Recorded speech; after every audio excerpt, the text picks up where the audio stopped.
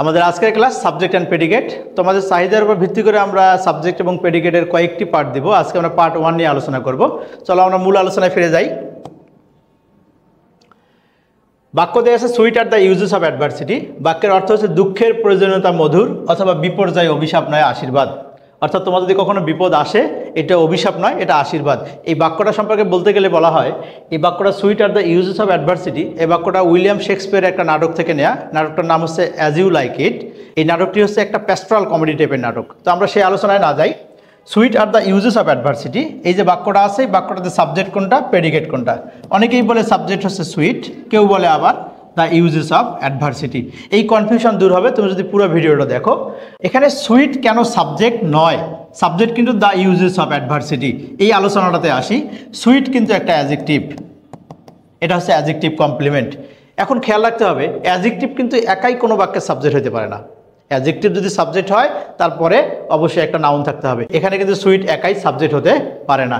এখন দেখি আমরা the uses of adversity subject কিনা। দেখো সাবজেক্ট ভার্ব এগ্রিমেন্টের একটা সংজ্ঞা আছে। সাবজেক্ট যদি সিঙ্গুলার হয় তাহলে ভার্ব সিঙ্গুলার, সাবজেক্ট যদি প্লুরাল হয় তাহলে verb plural. The uses of adversity এটা কিন্তু একটা প্লুরাল অংশ।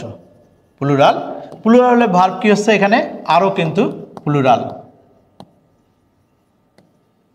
তার মানে সাবজেক্ট প্লুরাল ভার্ব প্লুরাল। এক্ষেত্রে তা আমাদের কিন্তু দ্য ইউজেস অফ অ্যাডভার্সিটি এটা হচ্ছে সাবজেক্ট। এখন কথা হচ্ছে যে স্যার সাবজেক্ট কেন ভার্বের পরে বসলো। দেখো কোনো বাক্যকে জোর প্রদান করার ক্ষেত্রে আমরা এই বাক্যটাকে কি করা আছে, ইনভার্সন করা আছে।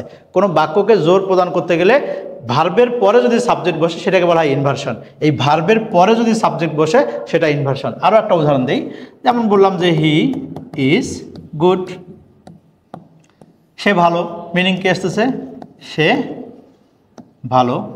আমি বললাম গুড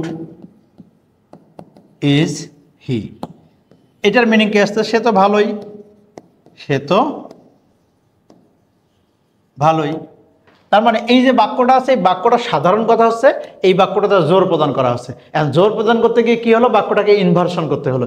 ইনভার্সন কিভাবে হলো, ভার্বের পরে সাবজেক্ট বসে গেল। এই বাক্যও কিন্তু ইনভার্সন করার কারণে ভার্বের পরে সাবজেক্ট বসে গেছে। এই জন্য the uses of adversity subject. আমরা কিন্তু আলোচনা যেটা করেছি সেটা মূল আলোচনা আমরা করে ফেলছি। সুইট এখানে অ্যাডজেক্টিভ, অ্যাডজেক্টিভ হওয়ার কারণে এটা সাবজেক্ট নয়। The uses of adversity inversion করা হয়েছে, ইনভার্সন হওয়ার কারণে সাবজেক্টটা পরে গেছে। আর দ্য ইউজেস অফ অ্যাডভার্সিটি এটা কিন্তু হচ্ছে আমাদের প্লুরাল, এই জন্য ভার্বটাও প্লুরাল। এখন এখান থেকে কি কি ধরনের কোশ্চেন আসতে পারে, এখান থেকে যেমন সাবজেক্ট প্রেডিকেট সম্পর্কে কোশ্চেন আসতে পারে, এখান থেকে কিন্তু তোমাদের রাইট হ্যান্ড ভার্বস আকারে কোশ্চেন আসতে পারে। দেখো sweet dash the uses of adversity, এখানে অপশনস দেওয়া আছে আমাদের এ ইজ দেয়া আছে, আর দেয়া আছে, বি, সি দেয়া আছে, হ্যাজ, ডি দেয়া আছে, হ্যাভ। এখন কোনটা উত্তর হবে, এতক্ষণে তোমরা জেনে গেছো উত্তর আমাদের এখানে আর হবে। কেন বাকি তিনটা উত্তর নয় সেটার ব্যাখ্যা দিচ্ছি। এখানে ইজ উত্তর হবে না, কি কারণে, the uses of adversity subject, এটা হচ্ছে প্লুরাল।